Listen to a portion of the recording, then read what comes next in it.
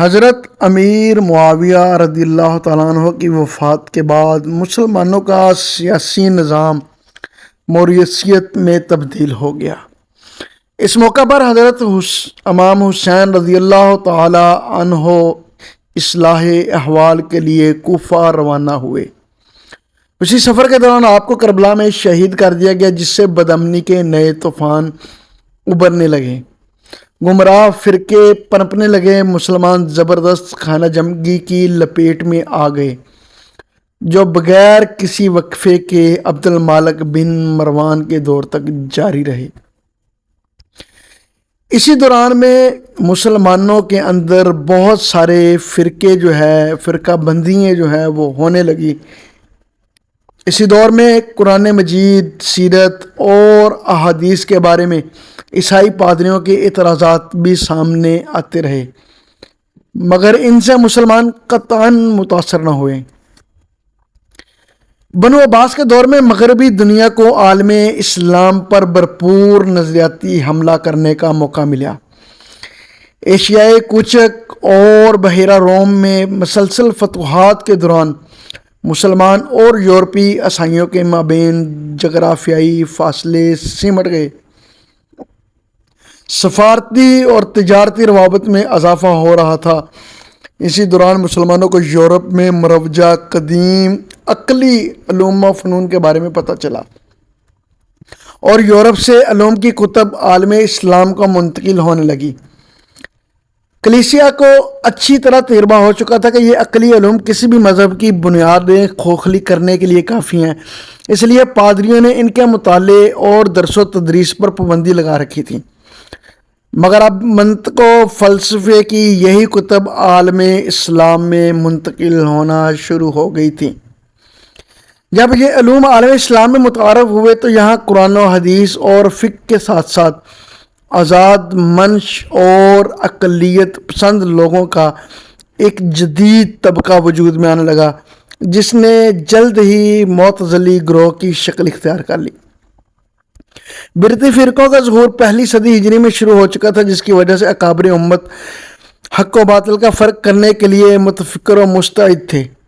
اسی سلسلے میں سب سے پہلی کوشش حضرت امام ابو حنیفہ رحمۃ اللہ تعالیٰ علیہ نے فرمائی، اور الفقہ الاکبر تصنیف فرما کر نہ صرف اہل سنت والجماعت کے عقائد کی پوری وضاحت کر دی، بلکہ امت کو درجنوں گمراہ فرقوں کے باطل افکار اور ذہنی موشگافیوں سے بچا کر صراط مستقیم پر گامزن کر دیا۔ دوسری طرف امام شافعی رحمۃ اللہ علیہ نے رسالہ اور کتاب العلام میں بعض فرقوں کے عقائد کو مدلل طور پر رد کیا۔ اس کے بعد حناف ہی کے ایک فقیہ و محدث امام طحاوی نے العقیدۃ الطحاویہ کے نام سے عقائد پر ایک متن تحریر فرمایا، جس سے آج تک امت کے نظریات کے سرنامے کی حیثیت حاصل ہے۔ اسی زمانے میں امام بخاری نے اپنی جامع صحیح مرتب فرمائی تو اس میں گمراہ فرقوں کے معتقدات کی تردید کے لیے مستقل عنوانات تحریر کیے۔ اس طرز کو دیگر محدثین نے بھی اپنایا اور اپنے سنن و جوامع میں عقائد اہل حق کی ترجمانی اور اہل باطل کی تردید کے لیے احادیث کو مختلف عنوانات کے تحت درج کیا۔ بہرکیف اس دور میں اعتدال کا آغاز ہو چکا تھا۔ ہارون رشید کے دور میں ایسے مفکرین پائے جاتے تھے جو جمہور امت سے برگشتہ تھے، مگر عالم اسلام کے قاضی قضا امام ابو یوسف رحمۃ اللہ علیہ تھے، اور ان جیسی قداور شخصیات کے مقابلے میں اہل ہوس کی دال نہیں گل سکتی تھی۔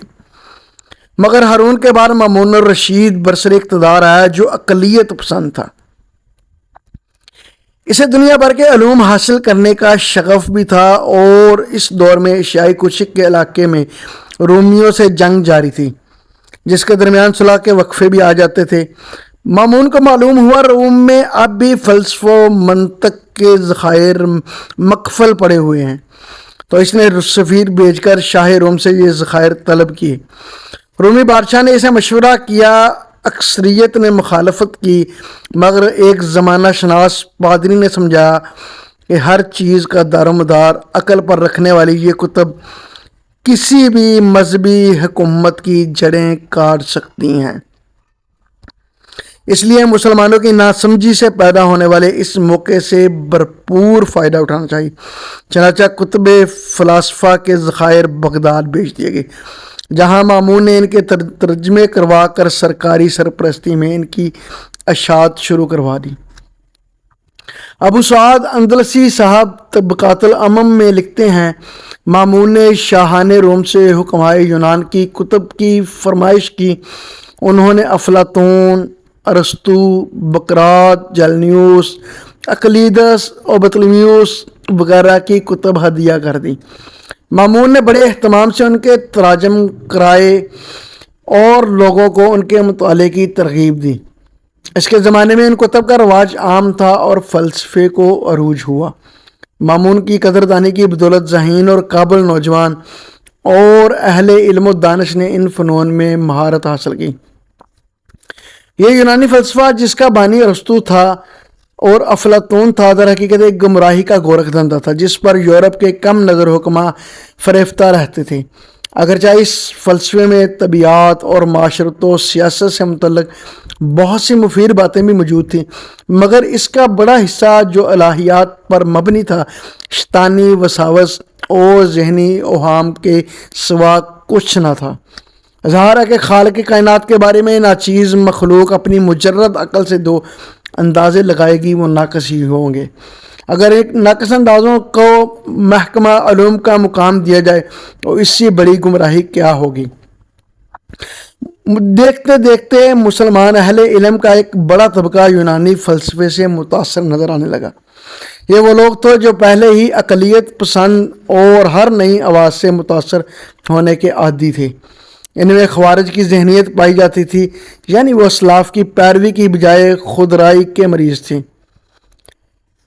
یہی گروہ معتزلہ کے نام سے مشہور ہوا۔